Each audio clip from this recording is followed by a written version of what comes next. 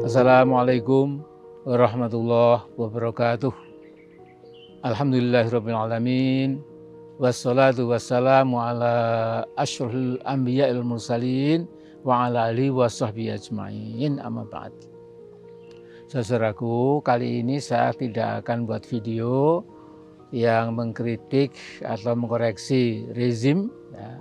Tapi kali ini saya ingin sampaikan kepada keluarga besar Muhammadiyah khususnya, tapi juga masyarakat Indonesia pada umumnya.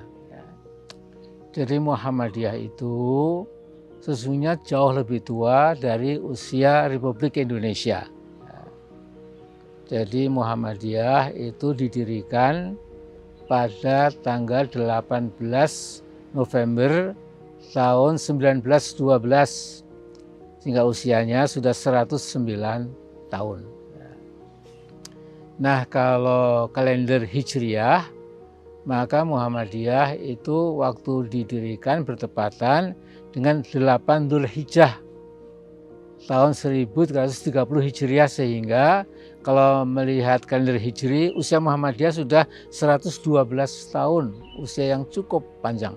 Nah, ada 15 ketua yang telah memimpin Muhammadiyah sejak Haji Ahmad Dahlan dulu yang pertama kali sampai sekarang petahana itu Mas Haidar Nasir. Nah, saya kebetulan menjadi ketua umum pimpinan pusat Muhammadiyah itu pada periode yang ke-12 kalinya. Ya. Jadi sampai hanya 3 tahun, 1995 sampai 1998, karena saya terjun ke dunia politik, kemudian saya meletakkan jabatan, diteruskan oleh Syafi'i Ma'arif dan seterusnya. Sejauh yang saya ketahui, ya, dari masa ke masa, ya, selalu ada jati diri yang menonjol dari Muhammadiyah itu, yaitu marwah. Ya. Marwah itu harga diri, ya. Tapi juga independensi. Ya. Artinya kebebasan, punya freedom of action, tidak tunduk kepada siapapun, ya, hanya tunduk kepada kebenaran, tunduk kepada kebajikan. Dan itu sudah dipelihara sejak dulu sampai sesungguhnya harusnya juga sampai sekarang ini, harusnya. Ayat yang jadi favorit Muhammadiyah itu adalah Ali Imran 104, wal takum minkum. Itu semua sudah hafal orang Muhammadiyah. Di samping itu juga Muhammadiyah itu punya pendirian, selama Muhammadiyah masih hidup di bumi Nusantara kita ini, itu selalu melakukan at-ta'awun 'alal birri wat taqwa, yaitu kerjasama membangun kebajikan dan ketakwaan, dan menjauhi sejauh-jauhnya at-ta'awun 'alal itsmi wal 'udwan, yaitu menjauhi kerjasama yang mengandung dosa dan permusuhan. Nah, karena itu agak membuat resah di kalangan masyarakat, ya, tidak semuanya tapi saya kira cukup luas, ketika pemuda Muhammadiyah pimpinannya itu ketemu Pak Jokowi di istana, lantas diberi lahan 19 hektar lebih sedikit. Ya. Kemudian dengan serta-merta pimpinan Muhammadiyah juga terima kasih Pak, gitu ya. Padahal the next day itu Mbak Dewi Sartika, beliau ini adalah Sekjen Konsorsium Pembaharuan Agraria. Ya. Ini Mbak Dewi Sartika mengatakan itu salah, tidak tepat sasaran, itu bukan hak sama sekali lahan untuk pemuda Muhammadiyah. Itu untuk petani miskin, petani yang ya kembang-kembis kehidupannya, gitu, yang perlu berikan lahan itu. Nah, ini sesungguhnya agak aneh, ya. Mestinya loh Muhammadiyah itu mengatakan ya no thank you Pak Presiden, ya. Afwan lah, ya. Matur nuwun mboten, ya. Muhammadiyah sudah amat kaya raya, ya. Saya kira ada ribuan hektar, puluhan ribu hektar tanah wakaf Muhammadiyah itu, ya. Bahkan tanah-tanah yang dihuni oleh kampus-kampus Muhammadiyah, rumah sakit Muhammadiyah itu juga saya kira puluhan ribu hektar gitu. Ya. Nah, jadi ada semacam kemerosotan wawasan, kelemahan dan keteguhan, katakanlah prinsip, ya, sehingga demikian mudahnya ya dikasih lahan yang tidak mingsro atau tidak cukup layak lah, itu pun juga diterima. Dan ini dampak politis psikologisnya itu luar biasa. Nah, para pendahulu pimpinan pusat Muhammadiyah yang saya ketahui itu tidak pernah bisa ditaklukkan dengan pemberian apapun bentuknya dari penguasa. Misalnya satu potong cerita tentang bagaimana Pak Ahmad Azhar Bashir ketika sekolah di Darul Ulum di Kairo, sebelumnya di Baghdad ya, belajar sastra Arab ya.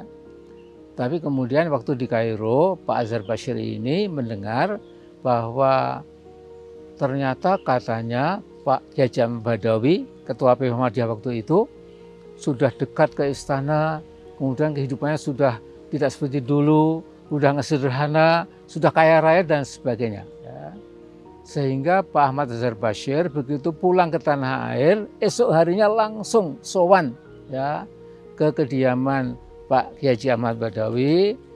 Beliau melelehkan air mata. Mengapa? Karena ruang tamunya yang kecil itu masih tetap seperti 10 tahun ditinggalkan Pak Ahmad Azhar. Jam dindingnya juga masih yang sama, kursi dan meja masih sama, ya. Sehingga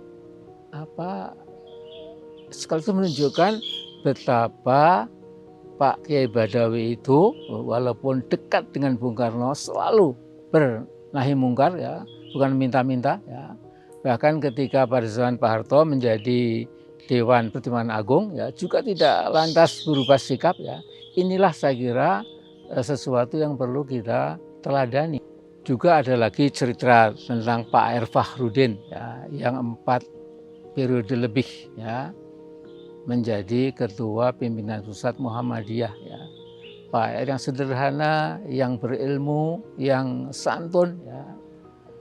Setiap kali ada usaha rezim untuk memberikan hadiah mobil yang bagus atau songgo finansial dan lain-lain, jawaban Pak R selalu sangat sopan mengatakan terima kasih, syukron jazila ya.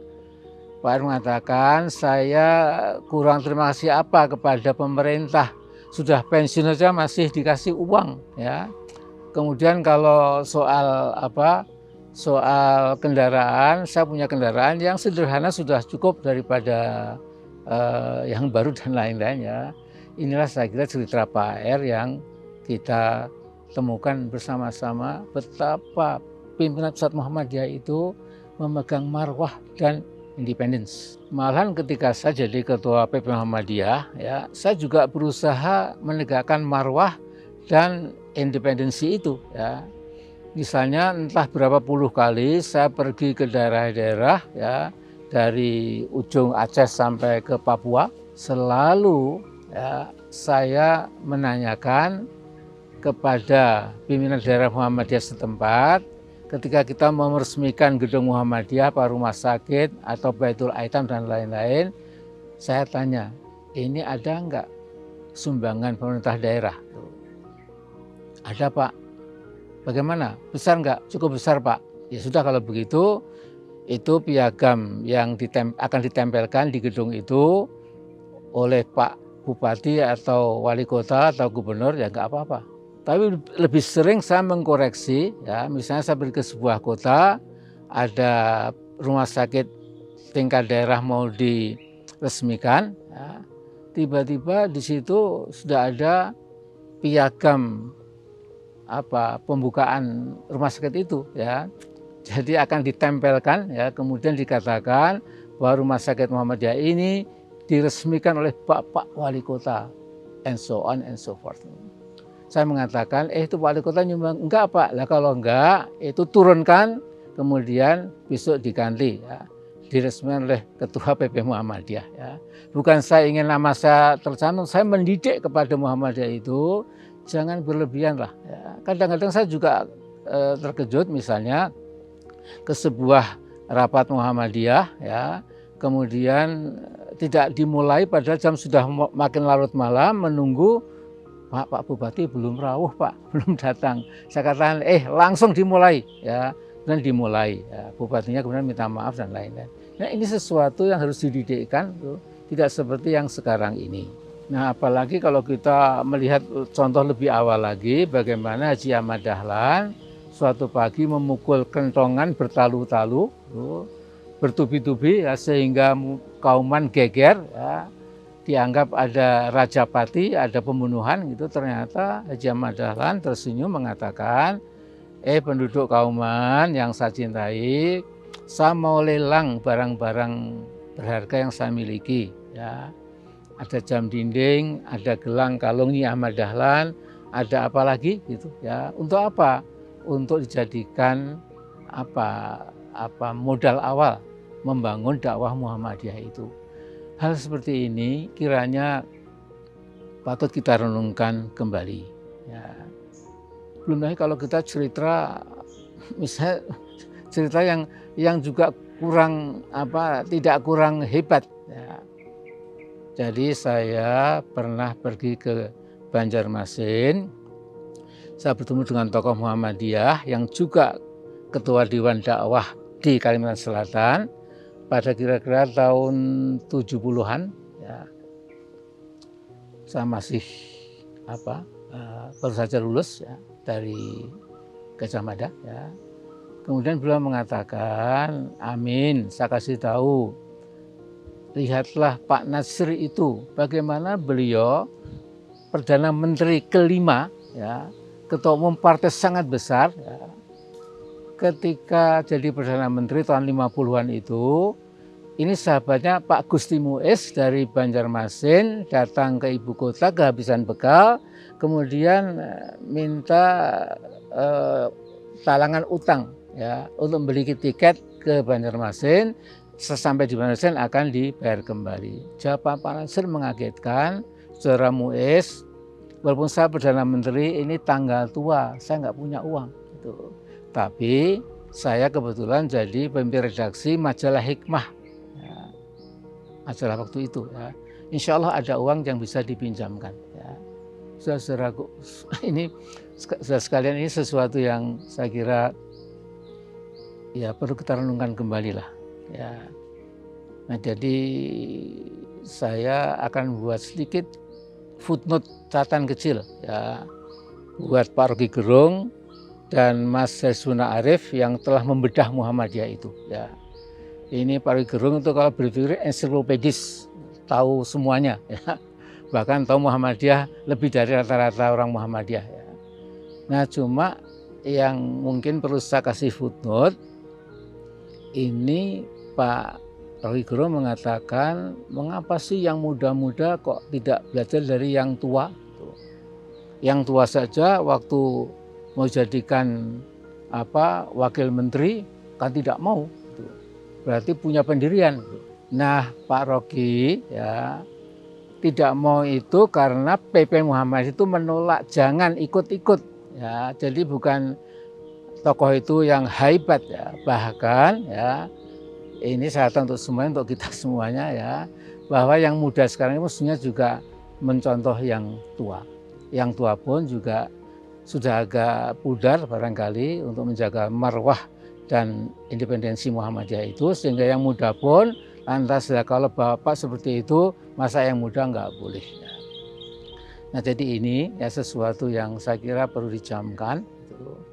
Dan ya mudah-mudahan hal-hal ini sementara saja, Muhammadiyah kembali kepada jati dirinya, ya, kemudian hanya bertawakal tak korup ya, kepada Allah ya, dan tidak pernah gentar hanya karena iming-iming ya segepok uang atau lahan beberapa hektar dan sebagainya dan sebagainya.